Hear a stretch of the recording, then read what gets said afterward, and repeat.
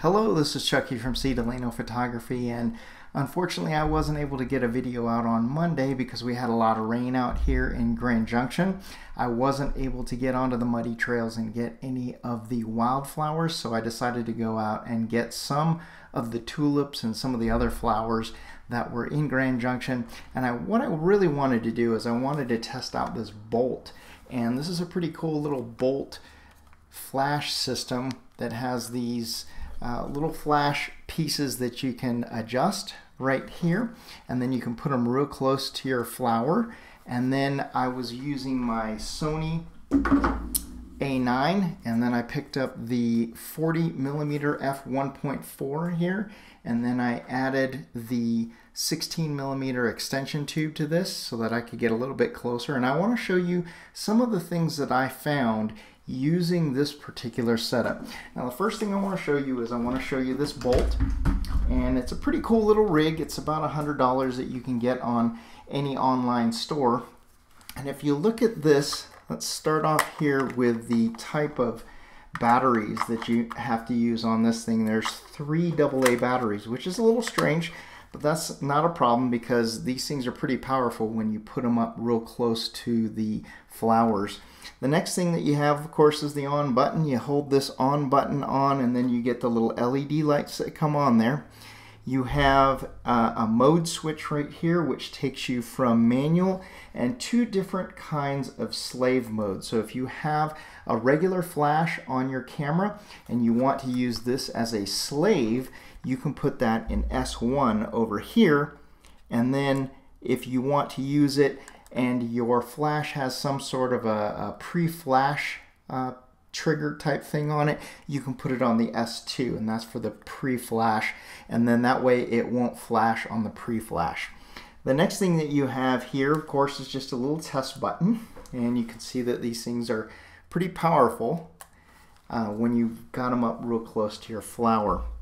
The last thing that you have right here is the little button right here that gives you the amount of power that you need. And I will tell you that this thing is really bright, so I ended up having to put all these down to almost nothing here when it was down to 1, because I was really blowing out the flowers when I had this on there. The next thing I wanted to show you was a few of the little specifications of this particular flash and the lens. I'm going to jump over here and I'm going to go to the website on the Bolt VM-260, and as you can see right here, it's pretty adjustable right there. The one thing that I found out, and I'll show you in Lightroom, is the fact that it has a 1/200th of a second max sync speed, so I was getting a lot of banding on mine. But that's the only thing that I can really say about this particular unit. Is I was using it in manual mode, I had it on the lowest power, and it was doing a great job. The next thing I want to do is I want to show you the specifications on the Sigma 40mm f1.4. It's a truly astounding lens. The maximum magnification is 1 to 6.5. Now that probably doesn't mean anything to you because there's no magnification number. The minimum focusing distance is 15.7 inches or 40 centimeters. Now if you go to this website right here, Cambridge in Color, and under the tutorials right here, you can see that there is a macro extension tube and close-up lens little blog right there, and it tells you how the extension tubes affect how close you can get to your flowers. So I have a 40mm lens right there, so I put that in there. The native magnification is 0.15. Now how I got that is I went over here to my calculator, and then I typed in 1 divided by 6.5, and that gave me a 0.15 native magnification.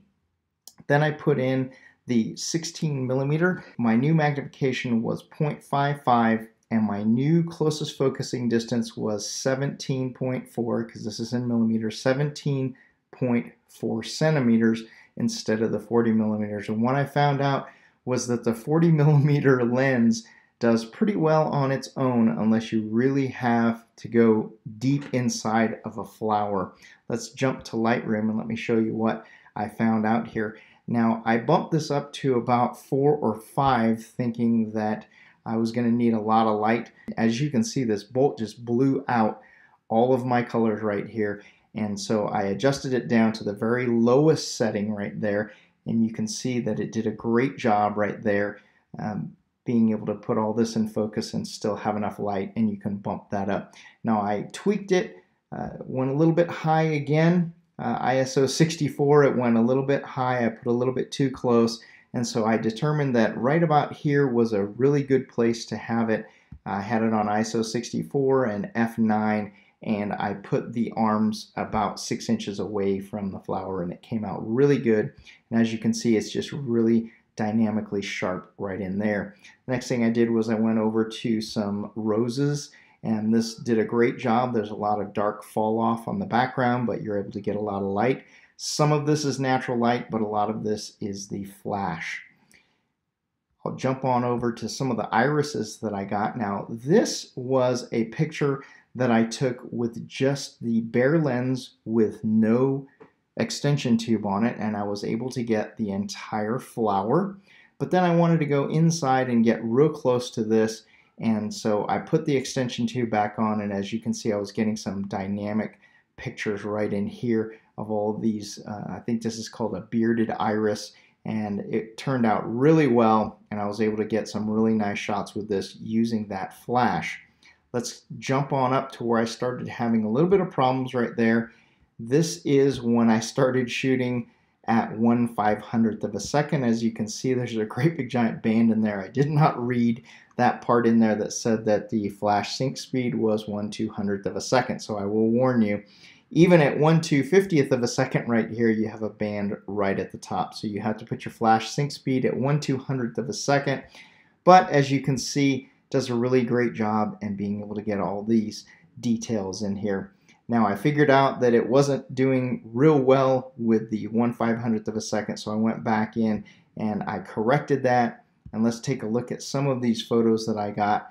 I think this one was still 1/250th of a second, but if we zoom in here, you can see all that lovely detail in there, and the specular highlights right there are actually from the flash. Let's jump on over to this purple and white one that I have right here of this iris. And as you can see, it is just phenomenally gorgeous. It's really sharp. So all in all, I can tell you that if you're using some sort of a Sigma lens with an extension tube and you use that bolt flash, the VM-260, you are going to get some really dynamic shots, and you'll be able to get in there really close. Don't forget, if you need to find out how close you can get to your particular subject, go to Cambridge in Color right there and go to the macro extension tube page, and then type in your numbers right here, and it will give you your new focusing distance and how much your magnification is. I hope you enjoyed this little video. I'm going to go ahead and post it. Give me a thumbs up, give me a like, and I will catch you in the next video.